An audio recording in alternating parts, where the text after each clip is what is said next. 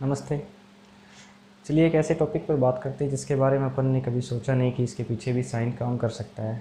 देखिए, science behind running, walking and when we stand, मतलब जब हम चलते हैं, दौड़ते हैं या बिल्कुल सीधा स्ट्रेट खड़े हैं तब विज्ञान क्या काम करता है।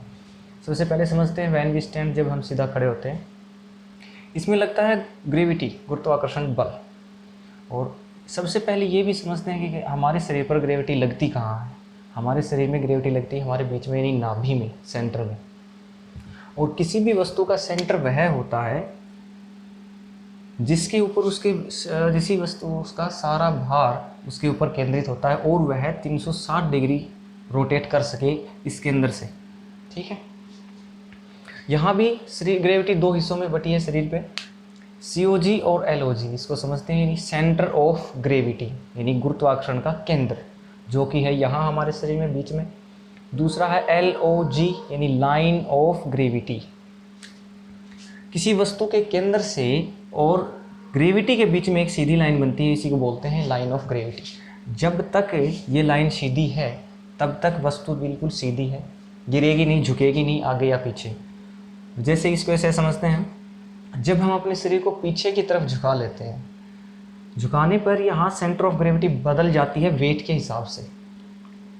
अगर बदल जाएगी तो ग्रेविटी आपको नीचे की तरफ खींच लेगी। यहाँ देखिए ये तिरछी हो गई, सीधी नहीं है। वैसा ही काम आप आगे की तरफ ज़्यादा झुकते हो तो भी आपकी लाइन ऑफ ग्रेविटी चेंज होती है और आपका वेट आगे की तरफ ज़्यादा हो जाता है, इसीलिए ग्रेविटी आपको और नीचे खींच लेगी। ठीक है, ये तो था सीधा, हम बिल्कुल स्ट्रेट खड़े हैं तब आपके पीछे का विज्ञान। अब बात करते हैं वॉकिंग और रनिंग, यानी चलने और दौड़ने में। इसमें गति के नियम काम करते हैं।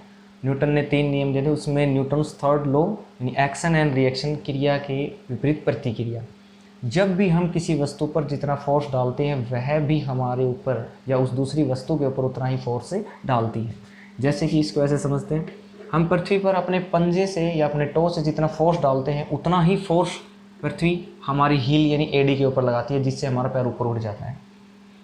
अगर इसी फोर्स को अपन ज़्यादा लगाते हैं, जैसे कि दौड़ने में अपन फोर्स ज़्यादा लगाते हैं, तो जितना ज़्यादा फोर्स लगाएंगे उतना ही फोर्स पृथ्वी हमारी एडी या हील के ऊपर लगाएगी, जिससे हम और ज़्यादा तेज़ी से दौड़ सकते हैं। अब दौड़ने में भी COG और LOG कैसे काम करते हैं उसका भी समझते हैं।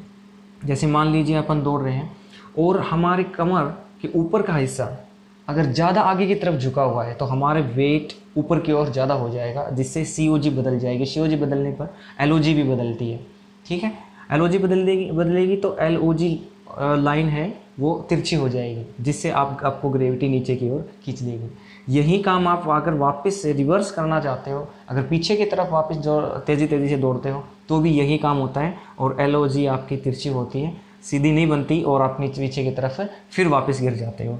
ठीक है, इसके पीछे इतना एक नॉर्मल सा साइंस था, कोई रॉकेट साइंस नहीं है। I hope you understand it. Thank you.